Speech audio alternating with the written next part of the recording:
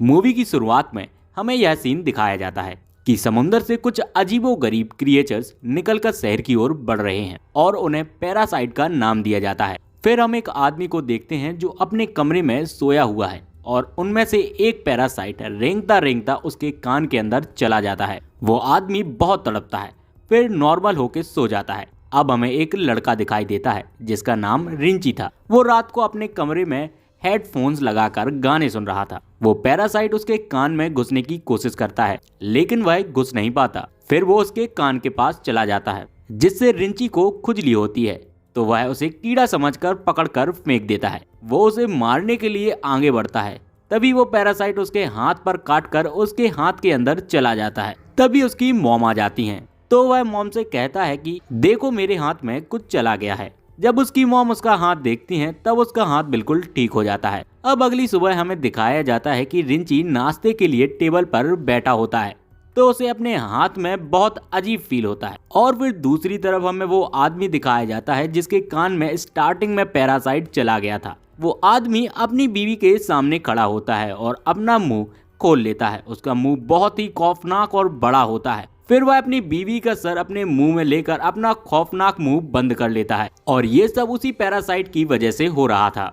फिर हमें रिंची दिखाया जाता है जो कि स्कूल जाते हुए रास्ते में अपने दोस्तों से मिलता है। वो भी उसमें काफी अजीब हरकतें नोट करता है। फिर वो जब स्कूल पहुंच जाता है तब भी उसके साथ बहुत कुछ अजीब हो रहा था, जैसे उसके राइट हैंड में बहुत पावर आ गई हो। वह अपने घर चला जाता है और अपना हाथ काटने की कोशिश करता है लेकिन उसका हाथ मूव करने लगता है और उसको रोकता है। फिर हम देखते हैं कि उसका हाथ एक क्रिएचर में बदल गया है और रिंची से बातें भी कर रहा है। फिर हम देखते हैं कि वह रिंची की बुक्स भी पढ़ा करता था और लैपटॉप भी यूज करता था क्योंकि वो इंसानों के रहने के तरीके पता करना चाहता था। जब उसने रिंची की बॉडी में घुसने की कोशिश की थी तो रिंची ने उसे रोक लिया था, इसलिए अब यह सिर्फ राइट हैंड में ही था और सिर्फ उसी हाथ को कंट्रोल कर रहा था। वह अपना नाम मिगी बताता है और कहता है कि तुम मुझे कभी मत काटो क्योंकि मैं तुम्हें कभी कुछ नहीं करूंगा, तुम मेरे होस्ट जो हो। अब हम देखते हैं कि रिंची और मिगी में दोस्ती होने लगी थी, लेकिन बाकी सब लोग जिनको पैरासाइट ने इन्फेक्ट किया था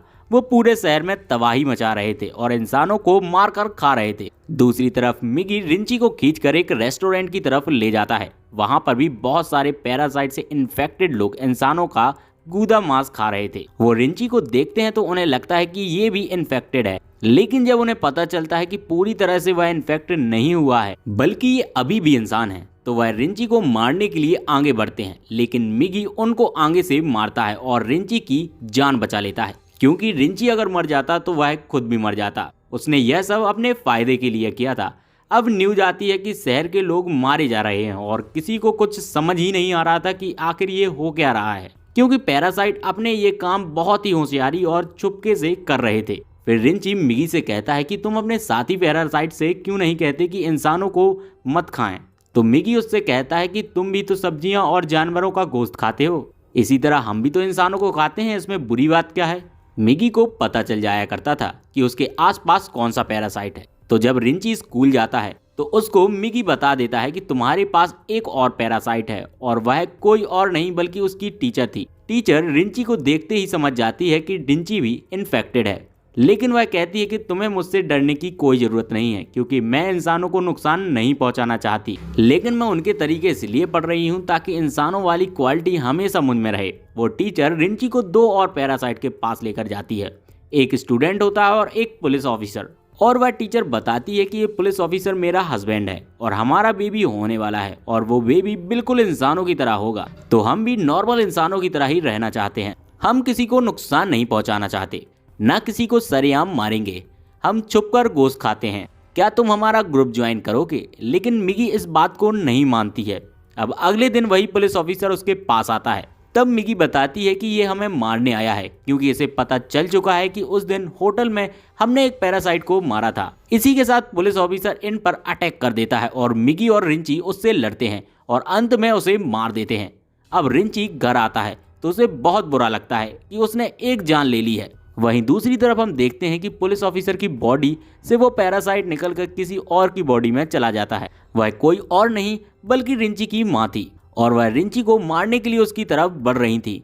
मिगी रिंची को बताता है कि यह तुम्हें मारना चाहती है। रिंची मिगी से कहता है कि खबरदार मेरी माँ को कुछ किया तो, क्योंकि वह अपनी माँ से बहुत मोहब्बत करता था और वो नहीं चाहता था कि उसकी माँ मरे। लेकिन देखते ही देखते उसकी माँ का सर भी बाकी पैरासाइट्स की ही तरह खुलने लगा और वो रिंची पर अटैक कर देती है। उसका बहुत खून जाया होता है और वह मरने के करीब होता है। लेकिन अगली सुबह हम देखते हैं कि वह दोबारा से उठ खड़ा हुआ है। तो मिगी उसे बताता है तुम बहुत जख्मी हो गए थे, लेकिन मैंने अपने सेल से तुम्हें ठीक कर दिया। लेकिन यहाँ बुरी बात यह थी कि अब रिंची की बॉडी में मिगी के सेल्स चले गए थे और वह पूरी तरह से इन्फेक्ट हो रहा था। अब रिंची अपनी माँ को ढूंढने लगता है, लेकिन वह कहीं पर भी नहीं मिलती। तो वह अपनी टीचर के पास चला जाता है और पुलिस ऑफिसर के बारे में पूछता है, लेकिन टीचर उसे कुछ नहीं बताती। मिगी उसे बताती है कि दिन में 4 घंटे अब मुझे भी सोने की जरूरत पड़ेगी और उस वक्त मैं तुम्हें बचा नहीं सकूंगी, तुम्हें अकेले ही लड़ना होगा। लेकिन मिगी के सेल्स भी उसकी बॉडी के अंदर थे, तो मिगी की क्वालिटी भी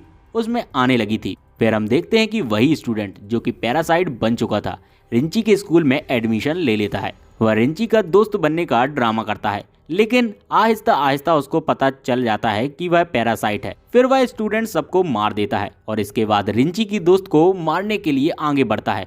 रिंची अपने दोस्त को उठाकर बिल्डिंग से जंप लगा देता है। अब वहां पर वही इन्फेक्टेड टीचर आ जाती है। अब वह चाहती है कि वह इन्फेक्टेड स्टूडेंट मर जाए, क्योंकि उसकी वजह से उसका राज भी खुल सकता था। तो वहां पर वह ब्लास्ट करती है, लेकिन उससे कुछ नहीं होता। फिर पुलिस वहां पर आ जाती है, लेकिन वो पुलिस को भी मार देता है। अब मिगी रिंची को बताता है कि स्टूडेंट बिल्डिंग की छत पर हैं और रिंची दूसरी बिल्डिंग की छत पर जाकर उसे एरो से मार देता है। और उसके बाद वह टीचर के पास जाता है और पुलिस ऑफिसर का एड्रेस पूछता है। टीचर उसे एड्रेस दे देती है और उस पुलिस ऑफिसर का पैरासाइट अब भी उसकी माँ के अंदर था। लेकिन यहाँ पर मिगी के सोने का टाइम हो जाता है, तो इसका मतलब ये था कि रिंची को यहाँ पर अकेले ही लड़ना था। उस पैरासाइट को खत्म करने के लिए जैसे तैसे वह उसकी गर्दन काट देता है, जिसके बाद उसकी माँ और वो पुलिस ऑफिसर दोनों मारे जाते हैं। फिर हम देखते हैं कि रिंची अपने दोस्त से मिलने हॉस्पिटल जाता है। वो बातें कर रहा होता है कि मैं एक एक करके सब पैरासाइट को मार दूंगा। तभी हम देखते हैं कि कोई उनकी पिक्चर्स ले रहा है और वह कोई जासूस था। और यहाँ पर मूवी का पार्ट 1 खत्म हो जाता है। तो दोस्तों, आपको पैरासाइट का फर्स्ट पार्ट कैसा लगा, आप हमें नीचे कमेंट बॉक्स में कमेंट करके जरूर बताएं। और दोस्तों, अगर आपको हमारी इस मूवी की एक्सप्लेनेशन अच्छी लगी हो तो इस वीडियो को एक लाइक जरूर करिएगा। और अगर आप इस मूवी का पार्ट 2 देखना चाहते हैं तो हमारे चैनल को सब्सक्राइब जरूर कर लें।